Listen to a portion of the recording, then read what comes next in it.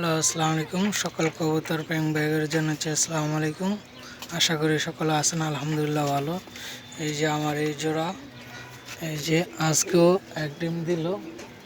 এই যে এই জোড়ার ভিডিওটা দেখেছিলাম আপনাদেরকে। এই যে আজকে এক ডিম দিছে, তার আগে এক ডিম নামার ফেলাইছিলাম। তো আজকেও ডিম সরালাইছি। এই যে থোরের খাঁচা আস্তে আস্তে খালি হইতেছে। এই যে এইখানে দিছি, এই যে ওর বাপ, এই যে এটা আর ওইটা একদম সেম স্টাইলের।